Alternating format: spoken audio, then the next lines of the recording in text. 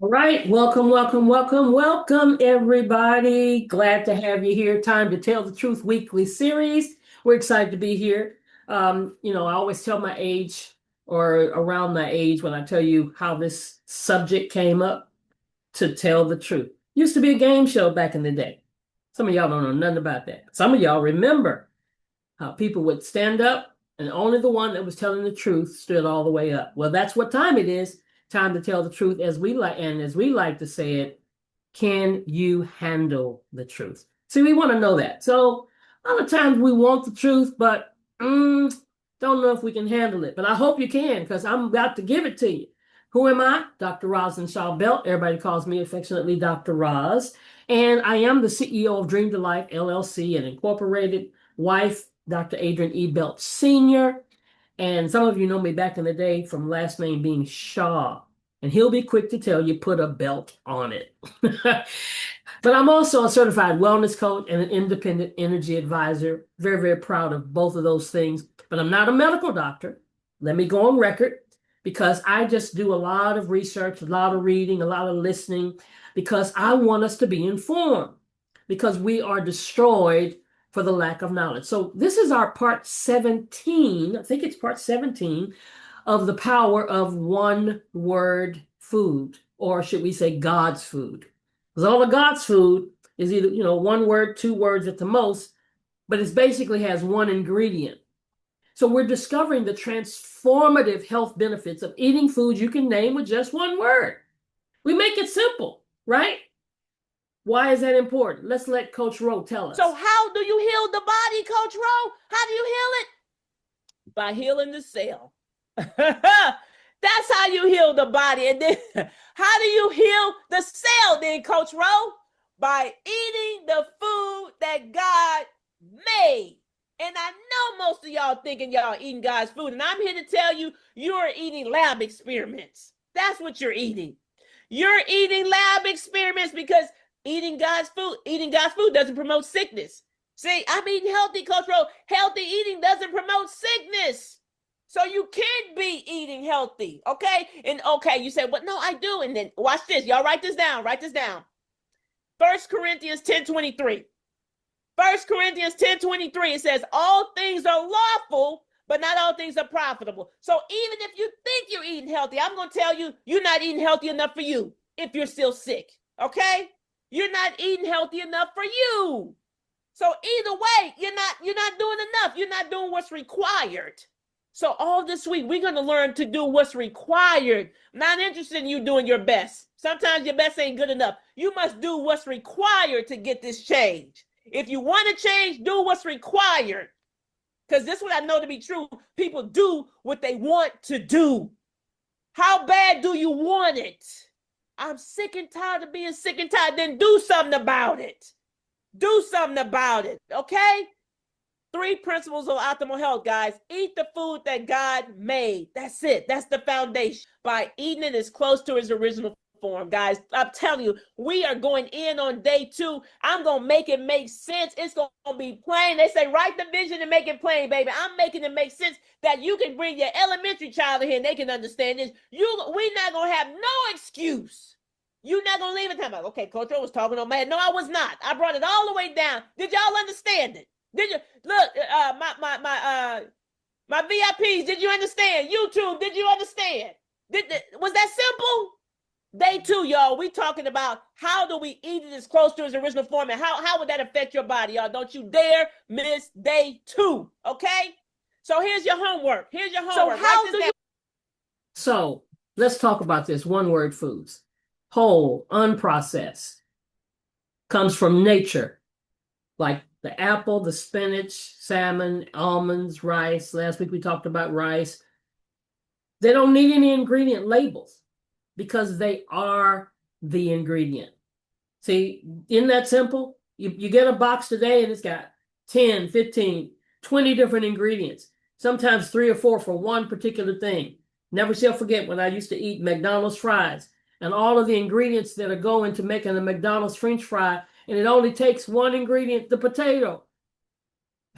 So when you eat one word foods, you're consuming nutrition in its most natural, bioavailable form the way humans have eaten for thousands of years with no additives, no preservatives, no mystery ingredients.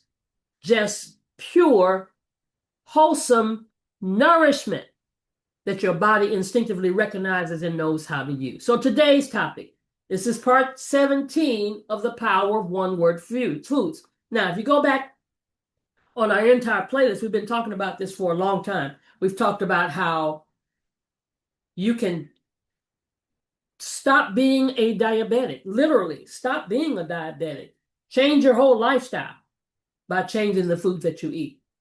Help with blood pressure by changing the food that you eat. We've talked about different ailments in the body, how food, we've even talked about how getting more sun.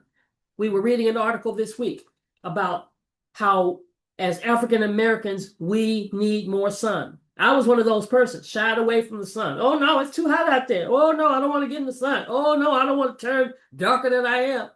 All of that. Not knowing that my body, your body, if you are not just a fair skin colored person, you need more sun. They don't need as much sun as we need. So if you can't get all that sun, then you need some vitamin D. So that vitamin D deficiency. So we're going to get down to that whenever we're going to finish this one-word food. We still got a bunch of foods to get through. But we've done up to 16 different pairs, sometimes single. And today,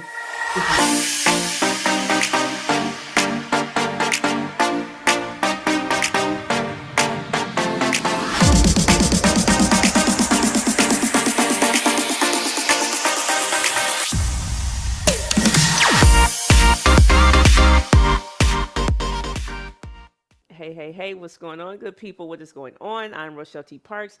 I am your health motivator, guys. We are in here doing fruitorials. No, not fruitorials, guys. We're doing vegetorials, okay? Today we're talking about these veggies. When you say, Rochelle, what are we talking about? Leafy greens, okay? Can somebody say leafy greens? How much leafy greens do you eat? Do you know the benefits of leafy greens? Well, guess what? You're going to find out today. Listen, if you didn't know, now you know, guys. So today we're going to talk about the 12 incredible benefits of getting more greens in your diet, okay? You see, I have some kale here. Look at that. You see that? Kale, all right? And I just have some spring mix. You can get these. Both of these are organic. You can get these from the store. Now, you don't have to go to a health food store, just a regular grocery store. Get you some spring mix or some kale, guys, okay? 12 incredible benefits. Let me tell you what you didn't know, okay? Leafy greens can protect your brain, okay? Come on. Do you need your brain protected? I do, okay? Protect your brain. Fights belly bloat. Some of y'all be talking about the little poof, whatever. Fights belly bloat. Makes your skin glow. Come on, skin. Come on, y'all see this? You see this? Respect the glow, okay? Relieve stress. You got some stress in your life? Okay, get you some more leafy greens. Build strong bones. We need that. Everybody needs strong bones. Listen, I'm 52 years old. As I age, they say your bones get weaker, so I need more leafy greens in my diet, right? Reduce inflammation. This is what leafy greens can do. You probably didn't know these things. Improves insulin sensitivity. So if you're diabetic, pre-diabetic, dealing with any type of insulin sensitivities, this is something you absolutely must incorporate in your diet today. Okay, more leafy greens. Supports optimal gut health, right? Did you know you can heal your digestive system in like 5 days? You know what you're going to do? You're going to add more leafy greens to your diet, okay? Tames the toxins, okay? We don't need any toxins in our body, so this is a perfect way to get them out, okay? We need all the toxins out, guys. We need them all out. Number 11, boost digestive enzymes. You need digestive enzymes to break down the food that you eat every day, okay? And so you want those to be operating at peak proficiency. How do you get that? More leafy greens in your diet, okay? And the last one, hold on. Oh, snap. Here it is. The last one, extends your lifespan, okay? You say, you mean to tell me I can eat more leafy greens and live longer? That's what it says. Okay, so do you need your lifespan extended? Do you want to live a long, healthier life? Then add more leafy greens to your diet, guys. So again, we have kale, okay? We have spring mix. You can get these right out of your grocery store, okay? So 12 incredible benefits of adding leafy greens to your diet. Go get you some today. So some of you that maybe have been here for a while, you may say, well, we've talked about that before, but not from the viewpoint that I want to touch on today.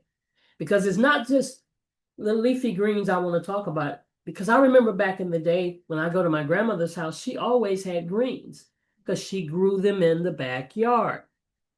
So I want to really focus on some of the greens that are natural for our culture and show you the benefits if we cook them the way that we should. Southern greens.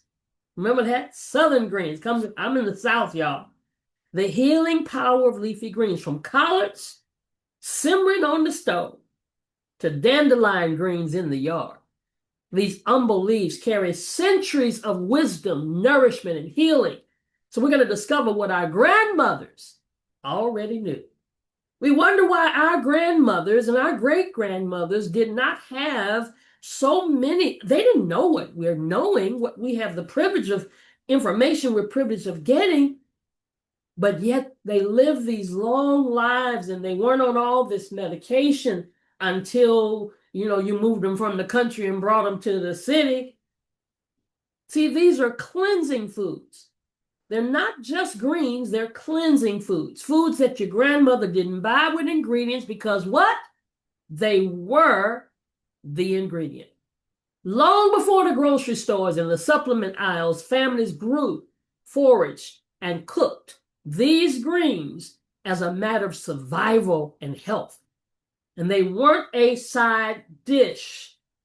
And I'm not just talking about the salad, because that's what's wrong with many of us in our culture. They don't want a salad. They don't like a salad. My sister was just eating a salad. This food I'm talking about was the heart of the meal. Bitter, earthy, vibrant, and alive with nutrients. Leafy greens have anchored traditional diets across the American South and cultures worldwide for generations. There's a green trio that I'm going to touch on, and I'm going to talk about some of the others as well, but I just wanted to play Rochelle's video when she talked about that. As we taught on this before, and we were only talking about kale, basically. But there are three that I want to start off with: collard green, mustard greens, and turnip. Oh my God, it's making my mouth water as I think about that big old pot sitting on the stove. Each one of these brings its own personality to the pot, from deep and earthy to sharp and peppery. And together, they form the backbone of a culinary tradition rooted in soul, resourcefulness, and bold, honest flavor. Let's look at collard greens, the undisputed king of Southern greens. Collards are known for their broad, sturdy leaves and rich, slightly smoky flavor. They hold up beautifully to long, slow cooking. The traditional method of simmering, low and slow, with a smoked ham hock or turkey leg. Y'all remember that? Until they're tender and deeply savory. Collards are a staple of New Year's Day tables across the South, believed to bring good luck and prosperity. Beyond tradition, though, they're loaded with vitamins K, A, and C, making every bowl as nourishing as it is delicious. Now, we know if we're going to do it in the healthy, we shouldn't be using all that fat back and all the rest of that stuff in there. But you can still, according to one of my business partners, she knows how to make those greens taste delicacy with just using olive oil and seasoning. So these are long, sturdy leaves with a mild, slightly smoky flavor. It's the cornerstone of Southern cooking, slow simmered with smoked meat until tender and deeply savory. Mustard greens. And I know my husband, when he fixes greens, he puts the two together, collards and mustards. Lots of times that's done. Mustard greens bring the heat in the best possible way. Their distinctive, peppery, slightly bitter bite comes from the same compounds found in mustard seeds, giving them a bold, zippy personality that sets them apart. They cook down faster than the collards. So if you're in a hurry, making them a weeknight friendly option.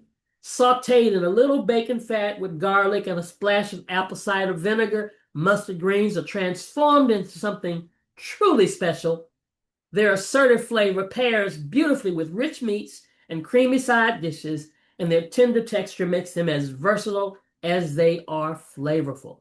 So remember, they're sharp, peppery, and bold, but these greens bring heat and bite to the pot. Again, rich in vitamins K, vitamin A, and vitamin C, and a stand-up for liver support.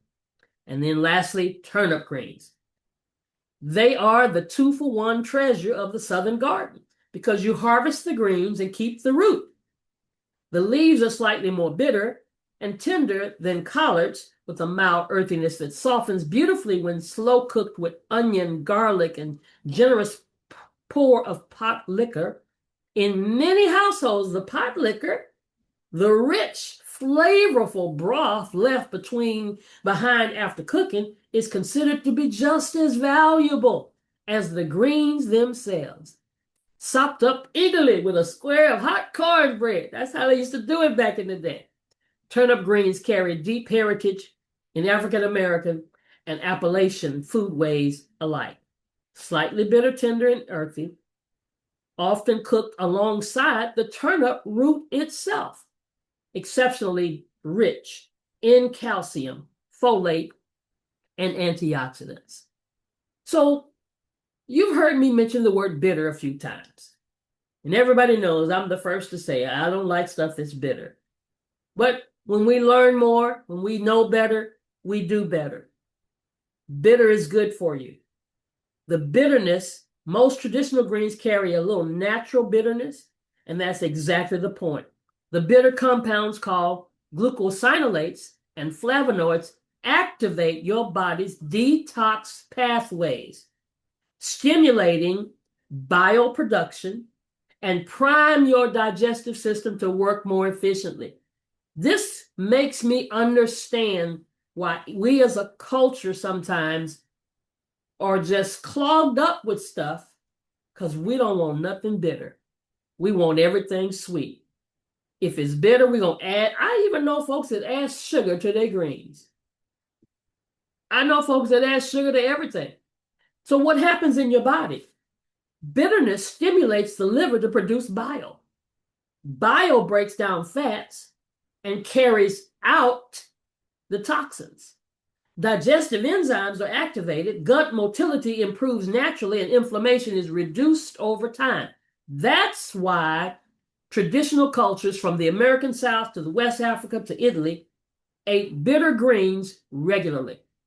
Not despite the taste, but because of what it did for the body. So there are some things that were really not bad for us until we added all the other stuff to it. Like I said, I know people that put sugar on everything. They put sugar in their oatmeal. They put sugar on their watermelon. They put sugar in their greens. Everything's got to be sweet. They add more sugar. I know people that fix cornbread out of the box. Out of the box. It's already got a sweet taste. And then they add sugar to it. So it makes it taste like cake. So we mess up good things. But there's some close cousins to the three that we just talked about. The collards, the mustards, and the collards, mustards, and the turnips. Cousins. Beyond that southern trio, these greens share the same bold nutrition profile and cook beautifully the same way, great additions to any pot or pan. Kale. Anybody love your kale? Absolutely, positively. I was just looking at my tower garden over there, how full it is, because I've been neglecting it. It's time for me to harvest. They've just been growing, growing, growing. I'll show y'all a picture later. Kale, curly or dinosaur. That's called lacinato. I didn't know that was called dinosaur. Kale packs dense nutrition, iron, vitamin C, calcium, and powerful antioxidants. Holds up well to long cooking or hearty sautés. Love to saute it. Beet greens, the tops of your beets, often discarded, incredibly nutrient dense, higher in iron than spinach, rich in potassium and magnesium. Haven't we been talking about these things we need? Potassium and magnesium. And it cooks faster than the collards. Radish greens, peppery and bold like mustard greens. Most people throw them away, but they're edible, nutritious, and delicious sauteed or added to soups and smoothies. We've been trained, I know, I've been trained to throw away the best part. Some of the most powerful foods don't come from the store. They come attached to what you already bought. We buy the beet and we throw away the greens. Beet greens. are among the most nutrient-dense leaves available, rich in iron, calcium, vitamin A and K, and they cook just like collards. We buy the radish and we throw away the top. Radish tops are peppery, edible, and full of vitamin C and folate. Saute them, toss them in a soup, blend them into a green smoothie. We've learned to eat part of the plant and we discard the rest. And traditional cooks use the whole plant. The waste we've been taught to toss is often where the most concentrated nutrition lives. Beet greens. Don't you dare throw those things away. Y'all, I'm talking to myself right now. Why are they so special? Because beet greens, when I first heard this, I'm like, what are beet greens? I'm confused. I've never heard of beet greens. I wasn't even thinking about it, talking about the top, the leaves from the beet, right? Beet greens are remarkably nutrient dense, often more so than the beetroot itself, loaded with iron, magnesium, potassium, vitamin K, and beta carotene. And they have a slightly earthy, mildly sweet flavor that mellows beautifully with the heat. So they're high in iron, rich in vitamin K, contains beta-lanins, which is a powerful anti-inflammatory pigment, and a good source of folate, essential for cell repair. And they naturally support the kidney and liver functions. So let's cook them. Let's get some, okay? We're going to do it this week. Saute with olive oil, garlic, and onion. Add a pinch of red pepper flakes for depth. They cook faster than collards, about 5 to 7 minutes. And you can deglaze with a splash of apple cider vinegar. Radish greens. Here it is again. I saw this as a radish. I've never seen radish green. Duh. The leaves that you've been cutting off, throwing in the trash. Yep, radish greens. Most people snap the tops off their radishes, toss them without a second thought. Don't even think about it. That's a nutritional mistake. Radish greens are tangy, peppery, similar in character to mustard greens, loaded with vitamin C, calcium, and folate. Look at all the vitamins we're throwing in the trash can. Sauteed. Heat olive oil with garlic and add the radish greens and cook until they're wilted. About 4 minutes. Season with a little salt and lemon and pinch of chili flakes. Drop it in a soup, stir it into bean soups and lentil stools or broth-based dishes. In the last few minutes of your cooking, they add a pleasant peppery note without overpowering. And then you can add a small handful to a green smoothie for a mild kick of bitterness and a nutrient boost. Blends well with banana, apple, and ginger. Grandma might have also added something else to your pot that you didn't even know. Because before there were supplements and health food stores, there were yards, fields, and gardens full of powerful wild greens. These were everyday foods, and they carry extraordinary nutritional profiles that rival anything in a bottle. Dandelion greens. Yep. That same plant people spray with a weed killer. Rich in vitamins A, C, K, and iron. A powerful liver tonic and natural diuretic used in herbal medicine for centuries. Might be sitting in your yard right now. Lamb's quarters, known as wild spinach. This plant grows freely in older gardens and fields, higher in calcium and protein than cultivated spinach, often eaten raw or lightly cooked. And then last but not least, purslane, a slightly succulent wild green that grows in many backyards. One of the richest plant sources of omega-3 fatty acids, remarkable for a leafy green, mildly tangy and crisp. Somebody's finna go outside and see what you see in your yard. God-grown foods. We've just forgotten to recognize. Some of the foods God made for us, we don't even recognize anymore. We buy the beet, we throw away the greens. We buy the radish and throw away the top. We've been taught to eat part of the plant and discard the rest. Wild and foraged greens represent a deep connection between people and the land. For generations, families, especially in the rural South, supplemented their diets with what grew freely around them. Dandelion greens in the spring, lamb's quarters in the garden, purslane along the fence line.